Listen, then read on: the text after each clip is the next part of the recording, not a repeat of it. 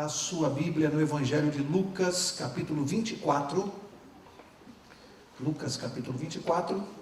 Uma explicação para quem está vindo pela primeira vez. Nós estamos aqui, neste momento, estudando uma série sobre os milagres de Jesus. Temos estudado a quarta-feira um milagre de Jesus. Lembrando sempre que o centro do estudo não é o milagre em si, o centro. Mas como assim, irmão? Em estudar os milagres de Jesus e o centro não é o milagre? Não, não é. Você vai ver e tem visto a cada quarta-feira que para nós está importando mais o que está acontecendo ao redor do milagre. Ou seja, que lições Jesus está nos dando hoje através deste relato. Será que esse milagre que aconteceu há anos atrás ficou apenas como um registro histórico do poder de Cristo? Ou será que através dele, ao estudar o milagre, será que nós podemos tirar algumas lições para nossas vidas? Temos visto nas últimas quartas-feiras quantas lições, não é? Quantas coisas tem a ver conosco hoje, relacionadas com cada milagre de Jesus. Cada milagre atinge ou afeta um ponto específico da nossa vida, ou vários pontos. Esta noite não vai ser diferente. Nós vamos trabalhar uma outra questão que atinge a todos nós. Não tem uma pessoa que esteja aqui dentro que não esteja diretamente envolvida com o que nós vamos estudar essa noite aqui. Porque hoje, curiosamente, não é um milagre só. Hoje são dois milagres juntos que nós vamos estudar. E é interessante como, claro que os milagres que Jesus praticava, claro que nenhum ser humano tem condição de fazer, porque senão não seria milagre. Se eu tivesse condição de fazer, não seria milagre. É milagre exatamente porque foge da nossa capacidade e do nosso poder. Essa noite nós vamos tratar com duas coisas que somente Deus pode fazer. A primeira é a ressurreição. Hoje nós vamos estudar a ressurreição de Jesus. Grande milagre, talvez, o mais fantástico de todos. E o que isso tem a ver conosco? O que a ressurreição de Jesus tem a ver conosco? Tudo, porque há uma promessa na Bíblia que do mesmo jeito que ele foi ressuscitado por Deus o Pai, do mesmo jeito a promessa que nós também seremos um dia. Amém. Tudo a ver conosco. Portanto, é importante ver o que foi feito com Jesus para acreditar nas suas promessas. E o segundo milagre, este eu sempre tenho frisado aqui, que só Deus também pode fazer, que é a transformação do coração humano. Só Deus pode fazer isso. Nós não temos capacidade de mudar o nosso coração, mudar a nossa natureza. Desde que o pecado entrou na nossa natureza, nós não temos condições de resolver esse problema por nós mesmos. E grande parte do mundo ainda não sabe disto. Grande parte das pessoas não sabe que tem um problema que não tem solução, e nós é que temos que contar. Esta noite, neste milagre aqui de Lucas capítulo 24, nós vamos ver, impressionante, você vai ver comigo, o resumo do Evangelho, ou os principais passos para que alguém possa obter a salvação. Eu vou destacar 6 passos aqui nesse capítulo, claros, em sequência, para você ver como a Bíblia é maravilhosa, e quando a gente lê desatentamente, não percebe. Então, se alguém entra aqui esta noite e diz assim, o que eu preciso fazer para me salvar? Você que talvez nunca tenha tido um estudo bíblico, você que talvez nunca abriu a Bíblia, você vai sair daqui esta noite pelo menos sabendo os 6 passos principais para alguém se salvar. O resumo do Evangelho. Num único capítulo, num único episódio. Olha o que a Bíblia faz. Lógico que esse resumo do Evangelho você vai encontrar em várias outras passagens. Claro, mas nesta aqui é impressionante a sequência. Então, chega de falar e vamos ver juntos. Lucas 24, eu vou ler verso a verso e vamos parando e comentando. Verso 13. Não, vamos ler primeiro o verso 1, onde fala da ressurreição de Jesus. Lucas 24, 1 diz assim, no primeiro dia da semana, qual é o primeiro dia da semana? O domingo. Então aqui é como se tivesse escrito assim, no domingo, bem cedo, elas foram ao sepulcro, levando as especiarias que tinham preparado. Quem estava no sepulcro? Jesus Cristo, que havia sido crucificado no fim da sexta-feira, permaneceu no sepulcro no sábado, conforme o mandamento, e no domingo bem cedo, as mulheres foram lá para cuidar do corpo. Era um costume na época preparar o corpo que estava na sepultura. Quando elas chegaram lá, verso 2, o que aconteceu? Acharam a pedra removida do sepulcro. Mas quando entraram, não encontraram o corpo do Senhor Jesus. Estando elas perplexas a esse respeito, de repente pararam junto delas 2 homens com vestes resplandecentes. Elas ficaram tão atemorizadas que se curvaram com o rosto em terra, mas os homens lhes disseram: por que buscais entre os mortos quem está vivo? Ele não está aqui, mas ressuscitou. Lembrai-vos do que vos disse, estando ainda na Galiléia. É necessário que o Filho do Homem seja entregue nas mãos de homens pecadores e seja crucificado, e ao 3º dia ressurja. Então se lembraram das suas palavras. Jesus tinha pregado isso.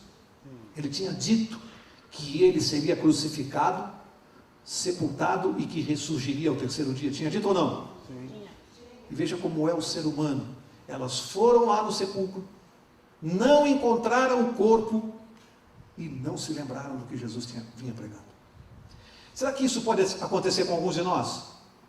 Que estamos com a Bíblia à nossa disposição, que lemos a Bíblia. Será que é possível que alguns de nós possamos estar lendo a Bíblia diariamente e no momento de necessidade nos esqueçamos das promessas de Jesus?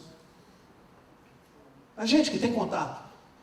Essas mulheres tinham contato com ele, ouviram ele pregar e no momento crucial esqueceram-se que ele prometeu ressuscitar. Como é possível esquecer uma coisa dessa? Mas lá no céu alguns anjos devem estar se perguntando também: como é possível o Mauro esquecer de algumas coisas? Como é possível?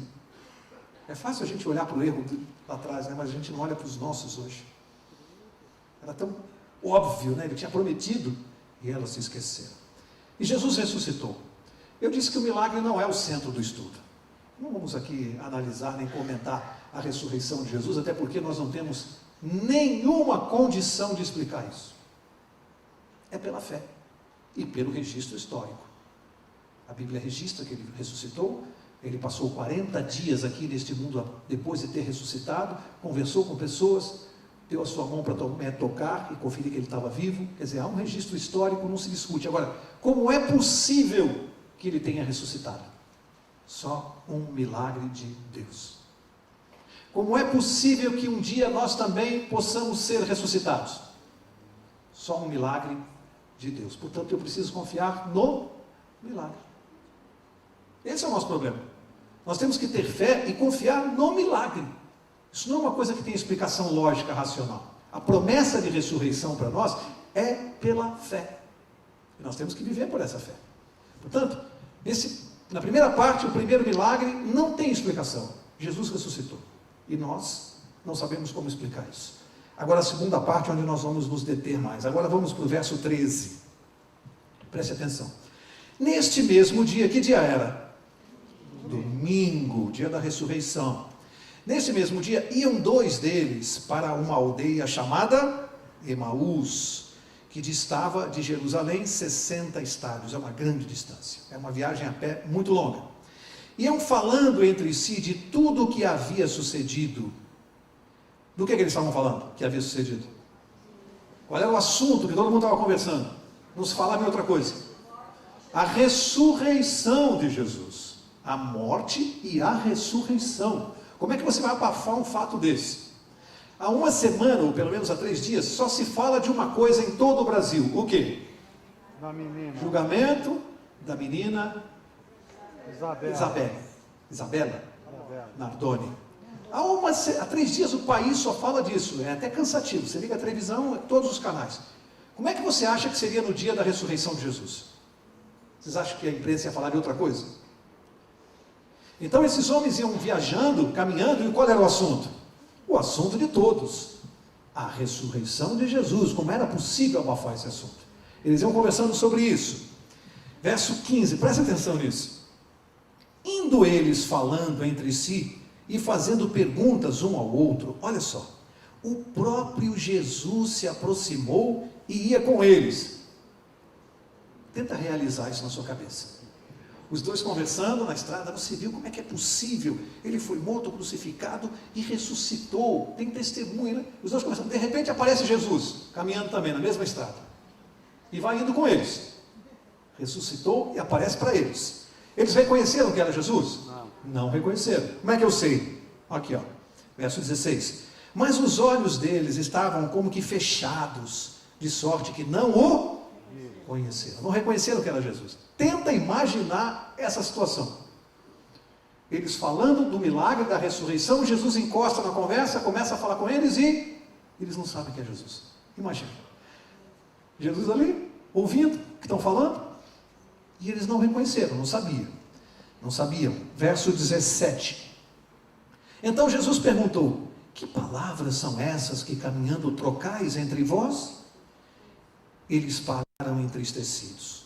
Um deles, cujo nome era Cleopas, perguntou-lhe: és tu um único peregrino em Jerusalém, que não sabe das coisas que aconteceram lá nesses dias? Posso? Olhou para Jesus e falou: de que planeta você veio? É a mesma coisa alguém aqui essa noite dizer assim: mas quem é a Isabela Nardoni? Aí você fala: de onde você veio? Você chegou da Europa hoje? E Jesus perguntou: que conversa é essa que vocês estão falando aí de ressurreição e não sei o quê? Eles falaram: de onde você veio? Você não está sabendo? Olha Jesus, hein? Jesus dando corda, e entrando na conversa e dando corda. O que aconteceu? Ouvindo falar dele. Agora, olha só, no verso 19, eu vou dar o primeiro passo. Lembra que eu mencionei pelo menos 6? São 7. 7 passos, guarda aí. E se você quiser anotar na sua Bíblia, você vai ver como este capítulo dá simples, de maneira fácil, simples, objetiva, os 7 passos para quem quer se salvar. Primeiro passo para quem quer se salvar, vem aqui no verso 19. Olha que coisa simples. Verso 19. Perguntaram para Jesus as coisas que estavam acontecendo. Ele respondeu: quais? Como se Jesus não soubesse. Quais coisas? Dando corda, né? Responderam eles: as que dizem respeito a Jesus de Nazaré, que foi o quê? O que diz a sua Bíblia? O que diz aí? Eu não estou ouvindo. Profeta.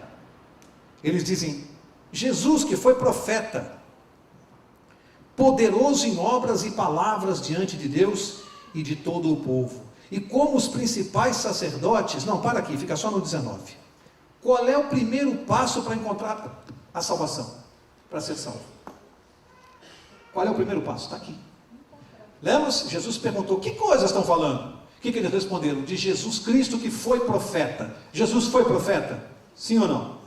Sim ou não? Sim. Sim, claro que foi. Mas ele foi só isso? O que mais ele foi? O que mais ele foi? Mestre, foi também. O que mais? Ele é mais do que isso. Quem que ele é? Deus. Médico, o que mais? Diga, seu Roberto, bem alto. Deus. O mesmo evangelista que está escrevendo o capítulo 24, no capítulo 1 do seu livro, ele começou abordando esse assunto.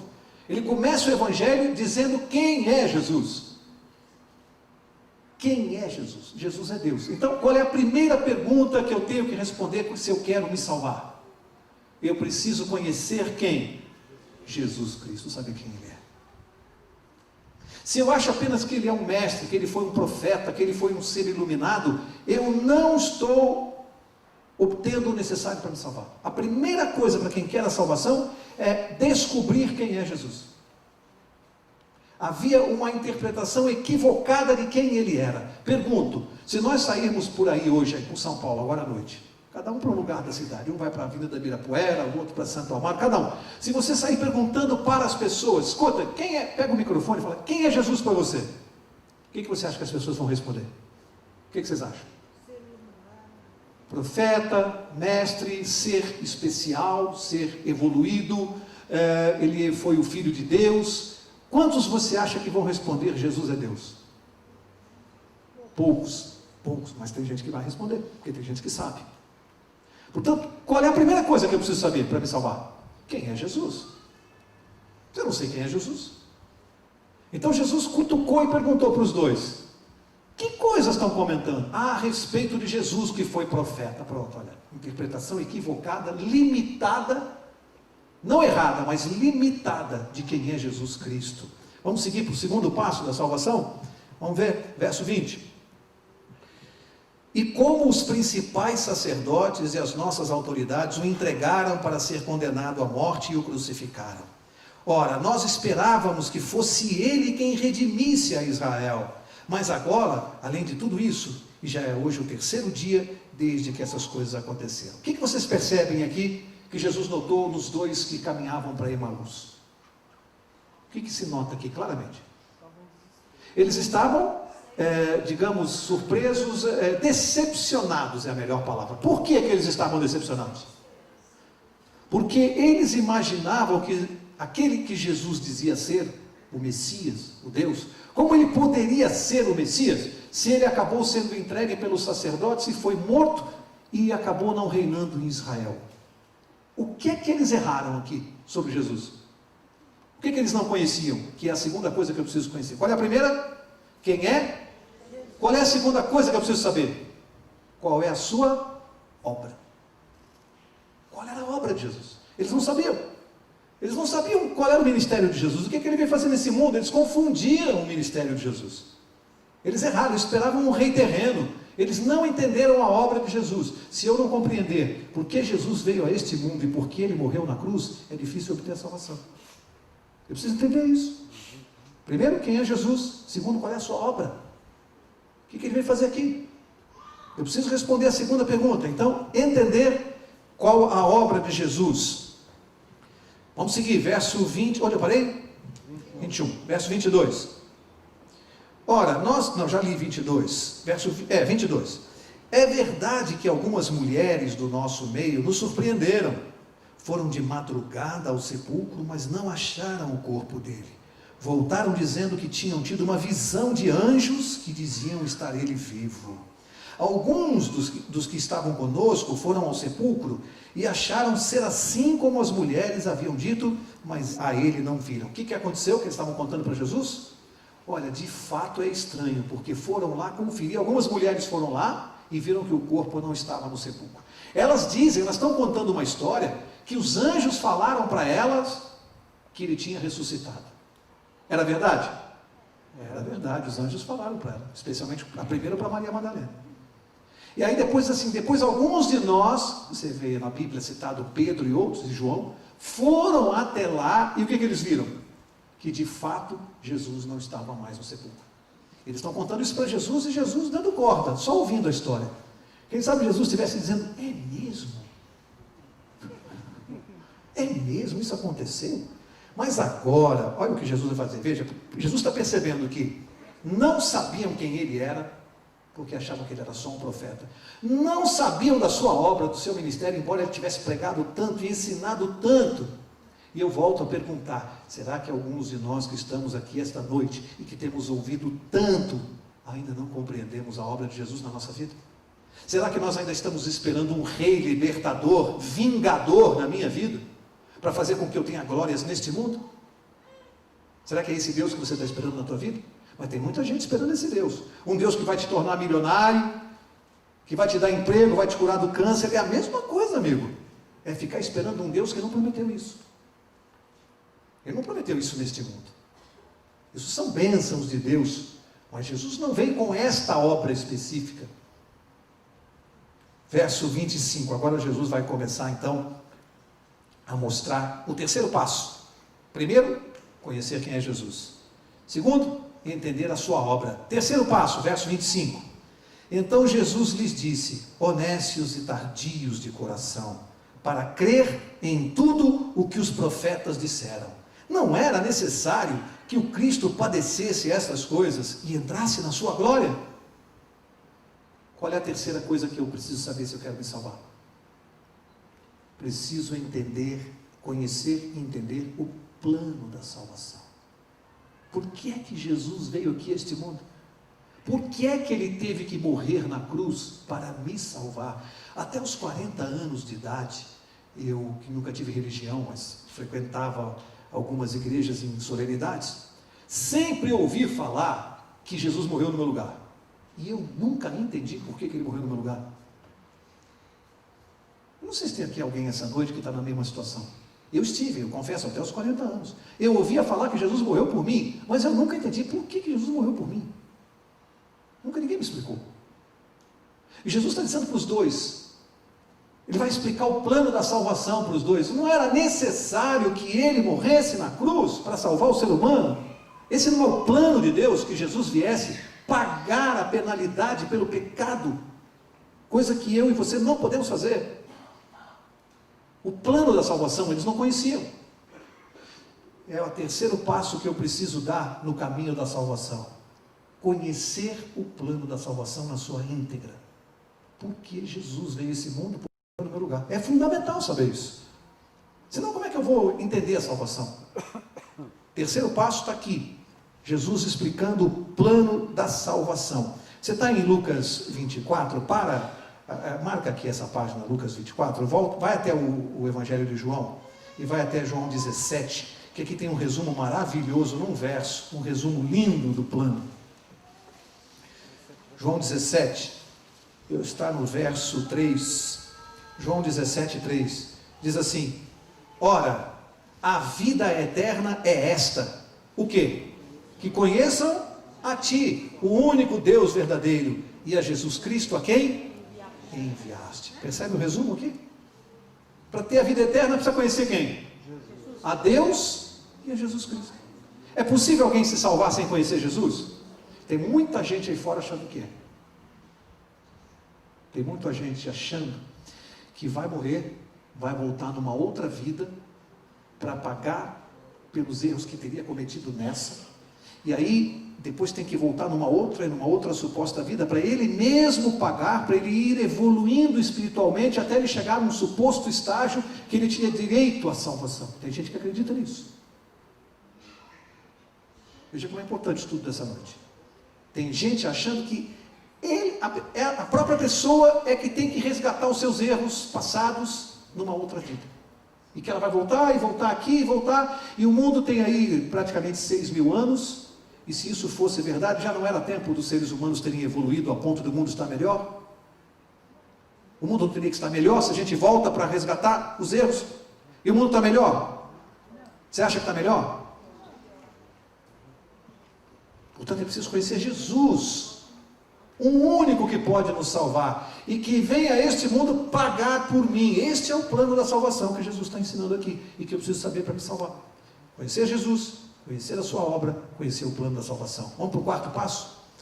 Quarto passo, verso 27. Olha, como é que eu conheço? Alguém que chegou aqui essa noite, falou, pô, ele está falando um negócio legal lá na frente. Mas e na prática? Na prática, como é que a gente torna isso uma coisa prática? Conhecer Jesus, muito bonito. Conhecer a sua obra, legal. Conhecer o plano da salvação. Mas como é que é isso? Como é que eu quero dar o primeiro passo? Eu cheguei aqui essa noite, não tenho noção disso. Como é que eu faço para dar o primeiro passo? Ou seja, onde eu conheço Jesus Cristo? Como? Onde eu vou procurar? Como é que eu faço isso? Jesus vai explicar agora, verso 27. O que ele fez? Começando por Moisés e por todos os profetas, explicou-lhes o que dele, Jesus Cristo, se achava onde? Em que lugar? Em todas as? Em que lugar? Eu não estou ouvindo. Você podia falar mais alto um pouquinho? Em todas as escrituras. Onde é que eu procuro conhecer Jesus Cristo, a sua obra e o plano da salvação? Na Bíblia, nas Escrituras. Nas Escrituras. Exatamente esse livro que as pessoas dizem que é ultrapassado, que é só para o Velho Testamento. É lá que se conhece a pessoa de Jesus Cristo. Quem é que está dizendo? É o Mauro Braga? É o pastor João que disse assim que você tem que estudar a Bíblia? Jesus Cristo disse, você quer me conhecer? Ele começou a mostrar para os dois o que as Escrituras falavam de quem? Como é que ele se apresentou para aquelas pessoas? Através das Escrituras. Como é que ele se apresenta para mim, Mauro Braga? Através das Escrituras. Ele tem outros meios, se ele quiser. Tem outras formas, mas o caminho que ele indica é através das Escrituras. Por quê, hein? Porque o único lugar neste mundo onde você vai encontrar a resposta de quem é Jesus é na Bíblia. Você não encontra em nenhum outro lugar a resposta de quem é Jesus. O único lugar que você vai encontrar revelado na íntegra a obra de Jesus é na Bíblia. E o único lugar onde você encontra o plano da salvação é na Bíblia. Eu desafio alguém a me mostrar em algum outro livro a resposta dessas três perguntas. Desafio. Você trazer a resposta dessas três perguntas em outro livro. Por isso que ele falou, é pela Bíblia. Ele desprezou o Velho Testamento? Aqui diz de Moisés, passando por todos os profetas. Ele começou a mostrar o que as Escrituras falavam dele. É como se ele dissesse, do Gênesis ao Apocalipse. Como é que eu tenho que estudar a Bíblia? Do Gênesis ao... Mas tem religião que diz que é só o Novo Testamento. O que você faz com essas palavras de Jesus aqui então? Joga no lixo. Tem religião dizendo que é só o Novo Testamento. O velho era para os judeus. Confere com o que Jesus ensinou. Onde é que eu encontro explicações sobre ele? De Moisés, passa pelos profetas, passa pelo Novo Testamento. Portanto, quarto passo para eu obter a salvação, eu tenho que fazer o quê? Conhecer o quê? As Escrituras. Eu tenho que conhecer as Escrituras, é o quarto passo. Conheço quem é Jesus, conheço a sua obra, conheço o plano da salvação, e pelas Escrituras eu passo a estudá-la para conhecer isso. Aí é que eu encontro a resposta das 3 primeiras perguntas. Vamos seguir? Quinto passo, verso 28. Quando se aproximaram da aldeia para onde iam, aqui eu quero que vocês prestem atenção. Presta atenção nisso, que se você perguntar para mim, isto aqui que eu vou ler agora é uma das coisas mais lindas que eu vejo na Bíblia. Em alguns momentos da minha vida, e eu não tenho vergonha de dizer isso, que eu li essa passagem, eu me emocionei. Porque isso aqui é uma das coisas mais maravilhosas, porque isso aqui tem a ver comigo. Isso fala para mim, diretamente. Vamos ver se fala para você também? Olha o que está escrito aqui nesse verso 28. Quando eles iam caminhando junto com Jesus, e ainda não sabiam que estavam falando com Jesus, Jesus não tinha se identificado. O que Jesus estava fazendo com eles no caminho? Falando de Moisés até os profetas. O que Jesus estava fazendo? Pregando? Legal, mas mais especificamente, dando um estudo bíblico para os dois. Jesus foi pela estrada ali, é uma viagem longa, dando estudo bíblico. Pergunto, como é que você acha? É legal ter um estudo bíblico com Jesus Cristo? O senhor Roberto falou, ô louco. Ô louco, senhor Roberto? Pois é, né? O senhor tem que aguentar o Mauro Braga, por enquanto. Mas vocês já imaginaram o estudo com Jesus Cristo? Nós temos que agradecer a Deus por escutar. O estudo com Jesus Cristo, já imaginaram? Os dois ali sem saber, e Jesus dando estudo para eles. Fraquinho esse estudo bíblico? A gente se arrepia, né? Que privilégio esses dois tiveram, hein? Quem é que deu estudo para vocês no dia do batismo? Aí eles vão dizer assim, eu tive estudo com Jesus Cristo. Já pensou? Nós também tivemos estudo com ele, né? De certa forma, mas não é aqui que eu quero falar. Eu quero falar que aí eles vão se aproximando da casa dos dois, está terminando a viagem, porque eles estão chegando na casa daqueles dois e Jesus vai seguir caminho, né? Então, verso 28. Quando se aproximavam da aldeia para onde iam, fez ele como quem ia para mais longe. Jesus fez, o que é fez como que ia? O que você entende? Jesus fez como que ia para mais longe. O que você entende? Simulou, fingiu que ia. Fez como? Simulou que o caminho dele era mais distante, que os dois iam ficar por ali e ele ia seguir viagem. Jesus fez como que ia seguir caminho. Olha o verso 30. Mas eles o constrangeram, dizendo, fica conosco, pois é tarde e o dia já declina. Então Jesus entrou para ficar com eles. Por que eu disse que isso aqui emociona? Amém. Tenta imaginar Jesus fingindo que vai em frente, mas na verdade o que ele queria? O que o coração dele queria? Ficar com os dois. Ele queria ficar, mas Jesus não impõe nada, ele quer ficar no meu coração, ele quer ficar na minha vida, mas ele não pode impor. Ele está morrendo de vontade para que eu faça um convite, para que eu o aceite, mas ele não impõe. Então ele fingia que ia, mas estava esperando o quê? O convite. Eu vou realizar isso melhor para vocês entenderem como isso é lindo. Guga, vem aqui, a Guga vai me ajudar, a nossa professora. Guga, a minha também. Vem cá, Guga, para cá. Nossa professora do sábado, né? Guga, é o seguinte, você vai me convidar para ir na tua casa e eu vou fingir, vou fazer doce, tá? Eu vou fingir que você vai me convidar para ir, vamos imaginar que eu te dei carona para você e teu marido, para eu chegar na tua casa e aí eu vou seguir, eu vou fingir que eu quero ir em frente, mas na verdade estou com fome, estou sem almoçar, é sábado, Minha mulher está viajando, não tem ninguém me convidou para almoçar e você vai fazer o convite, tá? Então, faz um convite para mim, olha, eu já estou no meu carro, me despedi de você. Tá bom, Guga, então tchau, estou indo, tá? Ah, Mauro, fica. Almoça com a gente, janta. Você não pode ir embora sozinho. É o que a gente quer que você fique. Ah, Guga, mas eu acho que eu vou incomodar, é chato, porque você não estava preparada, não vai dar. Quem sabe a gente deixa para um outro dia. Tem aquele prato que você ama. Qual que é mesmo, gente? Tem aquilo que você ama. Não vai embora que eu vou preparar para você, especial. Mas, Guga, você não está preparada, é muito chato. É melhor eu ir, não é? Eu estou indo porque... Não, de jeito nenhum. Você tem que ficar até tarde. Vai deixar essa BMW na rua? Entra, coloca aqui na minha garagem. Você tem que entrar e ficar. Você não pode. A Margarete não tá. Ela vai ficar brava se eu deixar você ir embora. Fica com a gente, Mauro. Não sei, eu acho tão chato, isso é tão desagradável isso, Guga. Eu acho que é desagradável, você não estava preparada. Eu acho que é melhor não, né? Tá bom, eu vou fazer uma torta de limão. Você fica? Tá bom, então você espera só um minutinho. É só para almoçar, então, agora com vocês. Tá? Então, espera só um minutinho, tá?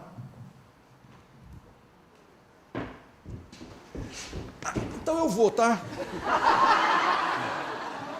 Nossa, pra quem não queria ficar.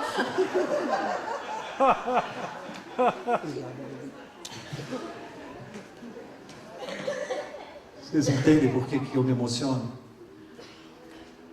Jesus, ele não quer entrar para ficar só. Ele está de malas prontas para a nossa vida. Ele quer morar. É assim que ele quer. Ele está esperando o convite. Você consegue, como ser humano, entender o que é Deus fazer isso para você? Você consegue se sentir uma pessoa sem valor, um zero à esquerda? Você consegue se sentir uma pessoa inútil quando Deus fica esperando na sua frente e dizendo, então eu vou, tá? E esperando o convite. Ele está de mala pronta para ficar. Jesus estava doido para ser convidado, esperando o convite. Imagina quantos de nós ainda não fazemos esse convite.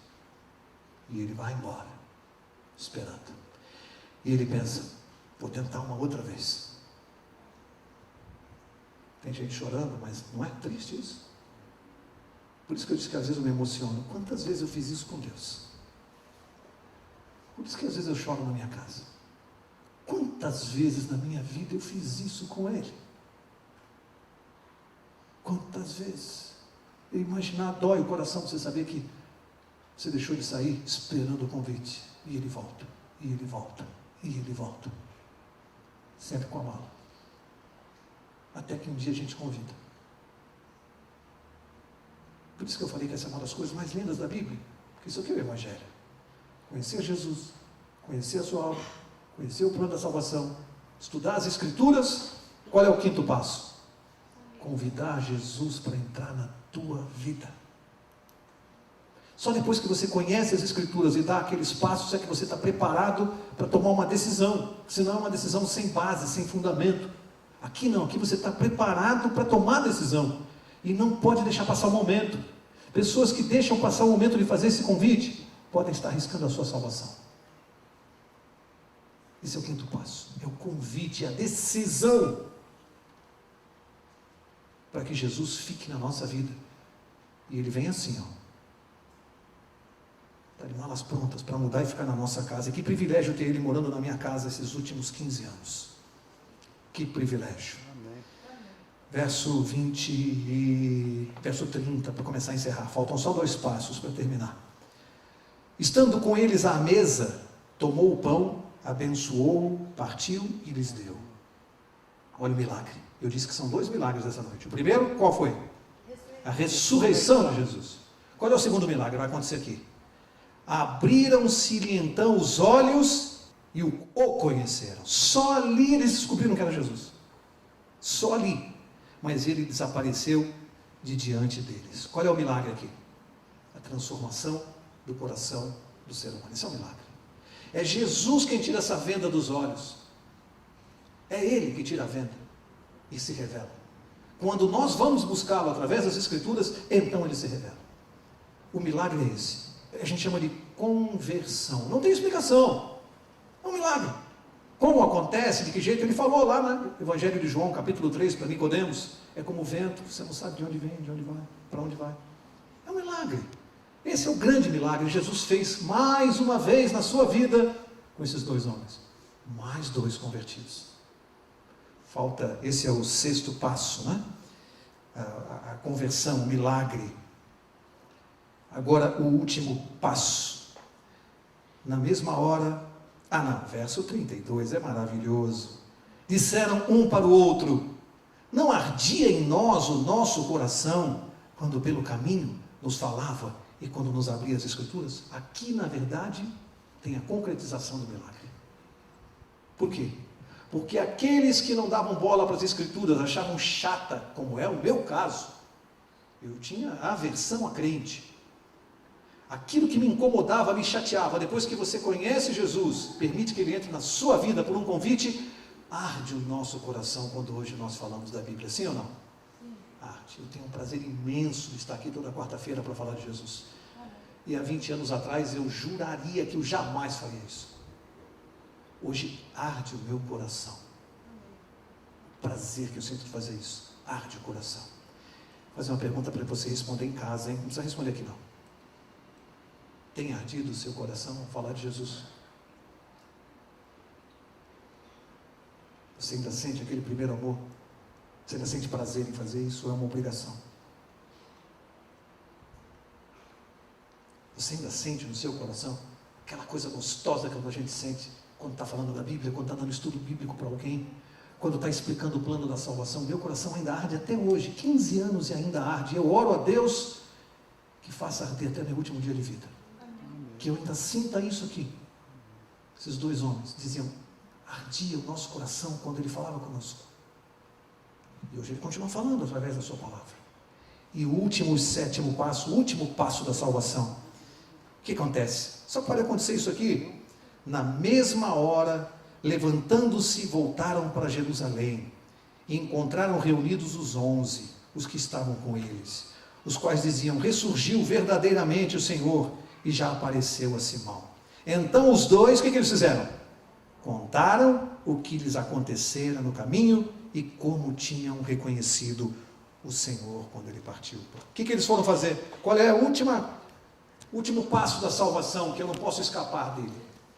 Testemunhar. Aquele que é convertido no reino de Deus, ele se torna missionário. Não dá para dizer eu sou cristão e não testemunhar de Jesus, e não pregar. Eu li na traseira de um caminhão essa semana, escrito assim, preguem o Evangelho, se necessário, usem as palavras.